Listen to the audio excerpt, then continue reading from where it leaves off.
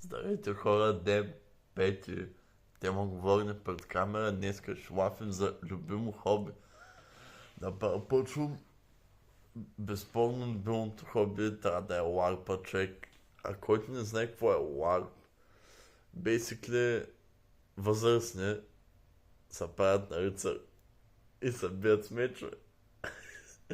Не знам, като го чух за първ път си викам, повечето възрастни не умират ли ментално на 25? После не стават ли мега нормални работа? Обаче не. Всъщност се събирам всяка неделя. Нали, главният човек е един, който вкара супер много тур.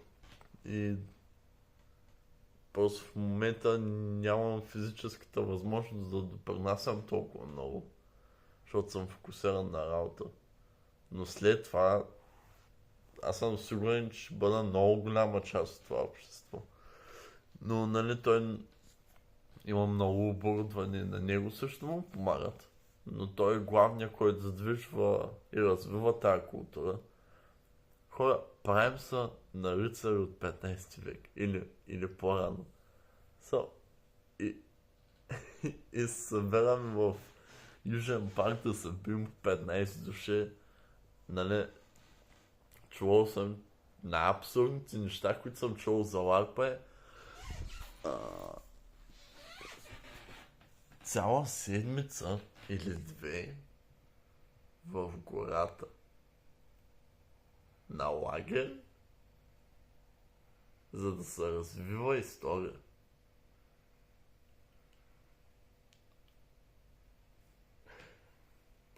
Просто това трябва да го изживея. Нали, как се взимат неща там да хапват такова се... Все тая няма да спорвам. Но това 2 седмици да се носи в истинска война. Просто е нещо абсурдно А пък е развито в България, има хора.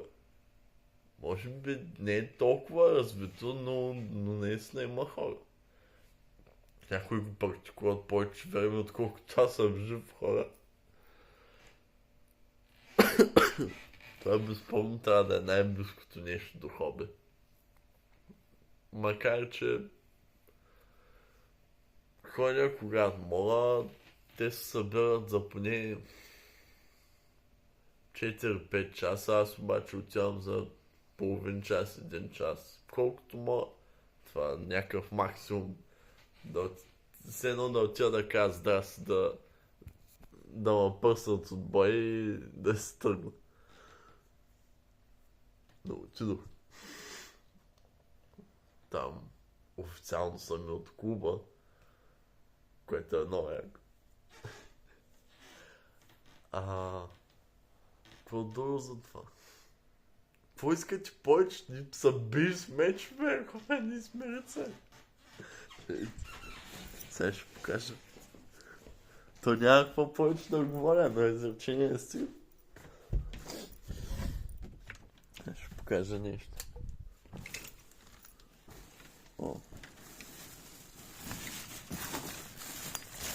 Йоу. Къде отиде?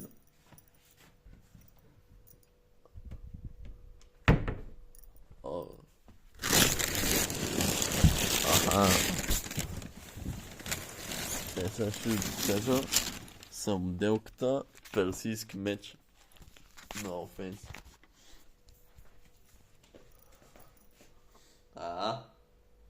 Завиждаш ли? Завиждаш. Виж вътре в себе си, завиждаш.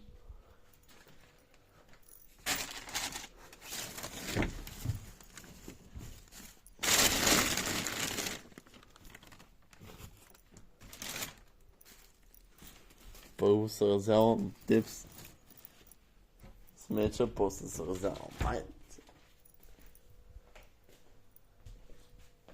Някакви други хобита. Със сигурност волейбол.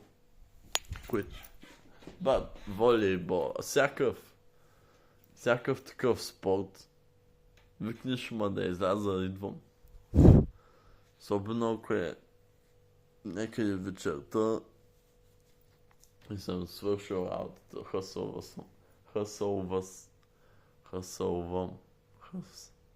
хъсъл,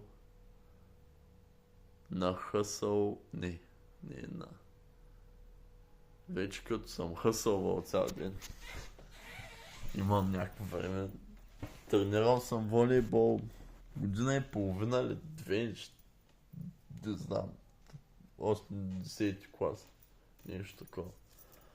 И много ма кеф, нали, Basics със сигурност ги имам и една стабилна игра 6-6, може да се направи.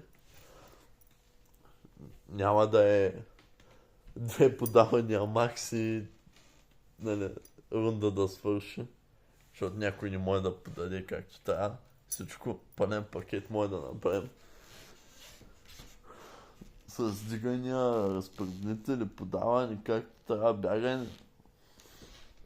Нашият треньор научи дори да изглежда невъзможна, ще набия, ако не опиташ.